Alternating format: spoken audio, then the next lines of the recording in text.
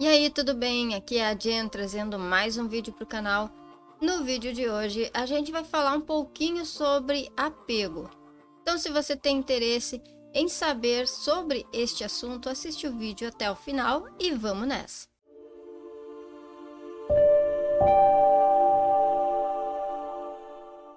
Então, o que é o apego? Essa é a primeira coisa que a gente tem que buscar entender. Se você procurar num dicionário, como este que está aqui na indicação, que é o dicio.com, é um site, apego é sentimento de afeição, de simpatia por alguém ou por alguma coisa, ligação afetiva que se estabelece, estima, dedicação exagerada a algo.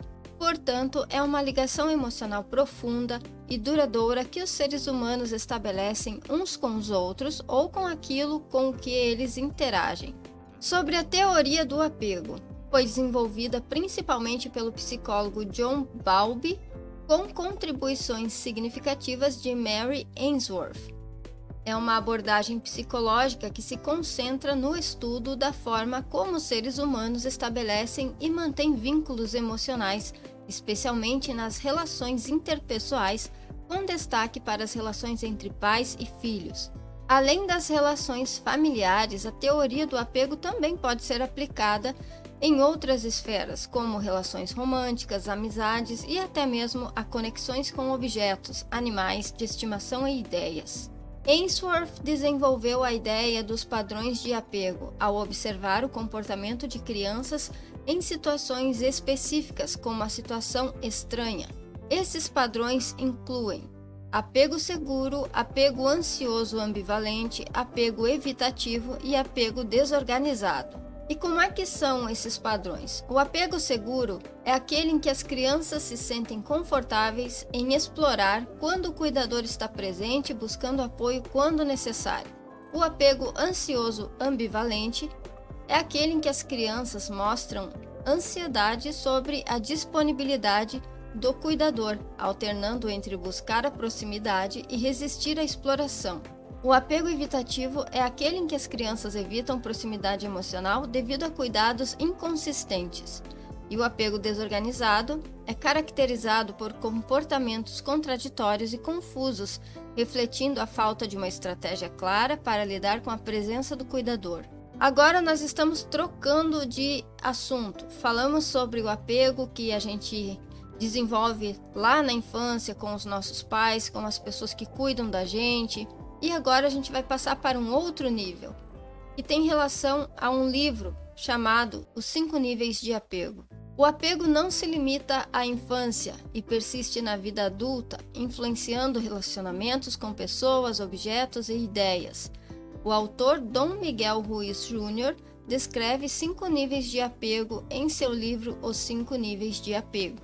A capa dele está aqui para vocês saberem como é que é. Então vamos conhecer um pouquinho sobre os níveis de apego que ele cita no livro. O nível 1 é o chamado eu autêntico. A característica é a seguinte: a pessoa vive as experiências sem se apegar a elas. Há um controle consciente do conhecimento e uma apreciação pura da alegria de experimentar a vida de maneira não condicional. Sobre a analogia, frequentemente é usada a de assistir a um jogo de futebol sem torcer para nenhum time, apenas apreciando o evento pelo que ele é. Depois que termina a partida de futebol, a pessoa simplesmente consegue sair deste evento e deixá-lo totalmente para trás. O nível 2 é chamado de preferência. Neste nível, a pessoa se identifica com algo, mas ainda mantém a capacidade de desapegar no final. Existe um investimento emocional, mas não a ponto de afetar a autoestima e a identidade. Na analogia, pode ser comparado a torcer por um time de futebol durante um jogo, mas deixando a experiência para trás quando ela termina. O nível 3 é chamado de identidade. A associação com algo se torna parte da identidade, influenciando emoções e autoestima, mas sem condicionar a aceitação pessoal. A pessoa ainda consegue separar as próprias opiniões e sentimentos daquilo a que está associada. A analogia aqui é ser um torcedor de time específico, onde o desempenho do time afeta emoções, mas não a autoaceitação. O nível 4 é chamado interiorização.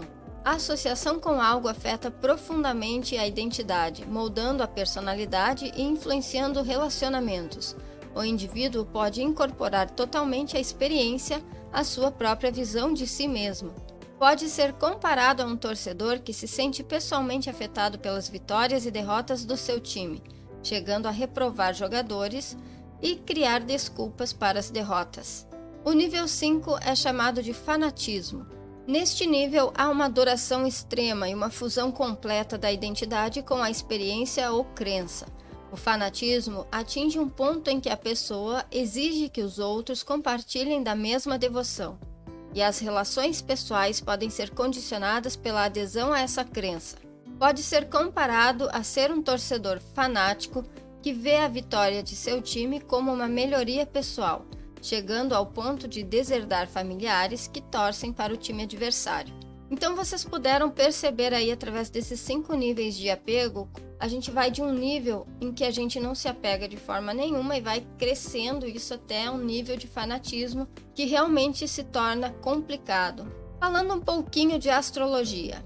A tendência ao apego pode variar amplamente entre indivíduos e não é determinada exclusivamente pelo signo do zodíaco. No entanto, alguns signos podem exibir características que, em certas circunstâncias, podem indicar uma propensão ao apego. A gente vai ver quais signos são esses. Touro. Touro é associado à casa 2, relacionado aos valores materiais e segurança financeira. As pessoas com forte influência de Touro podem sim desenvolver apego às posses materiais e buscar segurança através delas. Então a pessoa se apega por uma questão de segurança. Leão. Leão é ligado à casa 5, que está relacionada à expressão criativa e autoestima. Pessoas com influência leonina podem desenvolver apego à sua identidade, reconhecimento e afeição, buscando validação externa. Aí tem Escorpião, que está associado à casa 8, relacionada à intimidade emocional e transformação. Indivíduos com forte influência de Escorpião podem desenvolver apego emocional profundo em relacionamentos, buscando uma conexão intensa e transformadora. Uma outra coisa sobre Escorpião, que inclusive eu escutei um professor de astrologia falar sobre, é a questão do Escorpião ser muito retentivo. Eu me lembro claramente de ele utilizando um exemplo parecido com esse. A pessoa de Escorpião é aquela que você pode pisar no pé dela lá na 2ª série, você já tá tipo com 40 anos, ela ainda lembra daquilo, ainda tá apegada àquilo lá, ainda tá esperando o momento certo para te dar o troco. Eu acredito que o Escorpião pode ser apegado àquilo que marcou ele emocionalmente. E depois nós temos Aquário. Aquário é associado à casa 11, que está relacionada a amizades e comunidade. Então, pessoas com forte influência de Aquário podem desenvolver apego a ideias, conceitos ou grupos sociais, buscando pertencimento e inovação. Se você quer saber como se livrar do apego às coisas, eu encontrei uma resposta para isso no livro Um Novo Mundo, do Eckhart Tolle. Ele diz o seguinte: é impossível. O vínculo desaparece naturalmente quando paramos de tentar nos encontrar nas coisas, mas procure ter consciência das coisas às quais está ligado. A percepção da ligação com algo vem diante da possibilidade de sua perda, pois você vai ficar aborrecido ou ansioso. Então agora você sabe como é que você pode identificar aquelas coisas em que você está apegado.